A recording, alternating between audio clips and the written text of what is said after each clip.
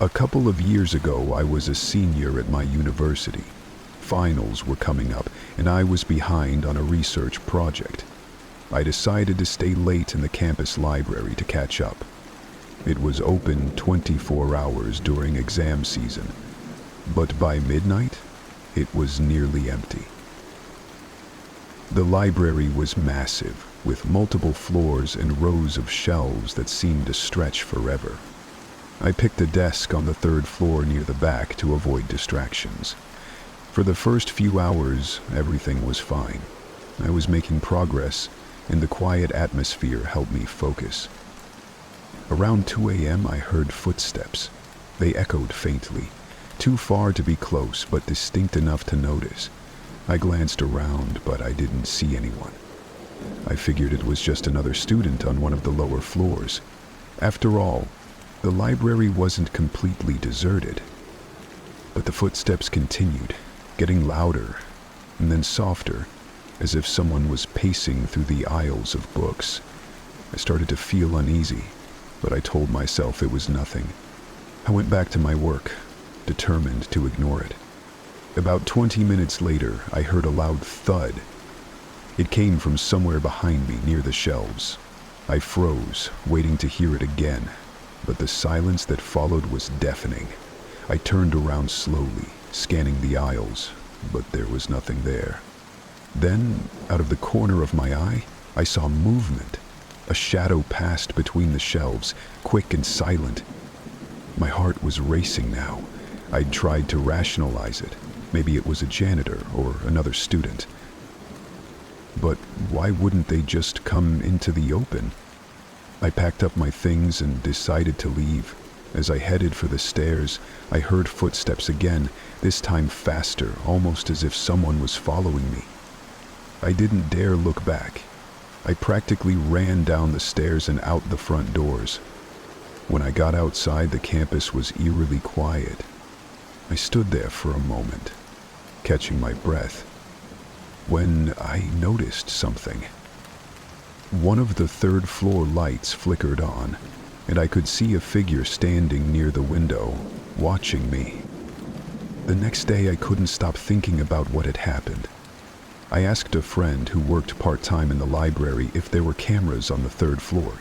He told me the cameras were old and mostly focused on the entrances and exits.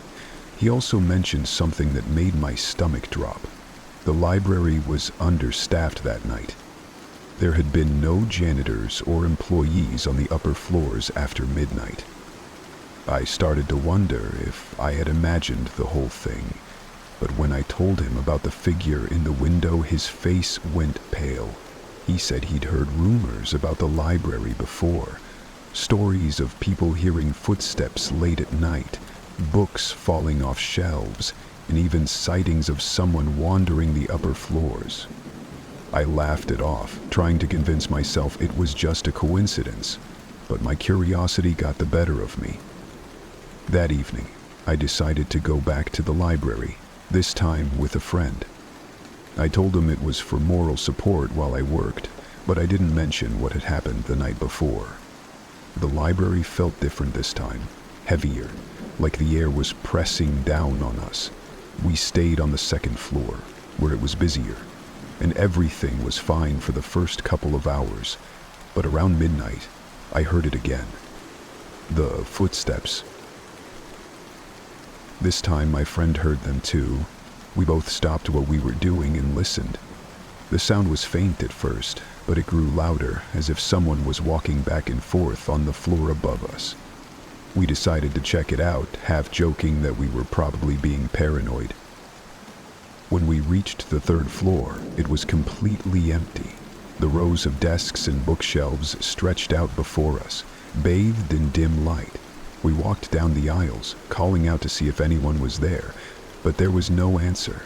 Then we heard it, another thud, this time directly behind us. We turned around, but there was nothing there. My friend swore under his breath, clearly shaken. We decided to leave immediately. As we reached the stairs, we heard footsteps again, this time running.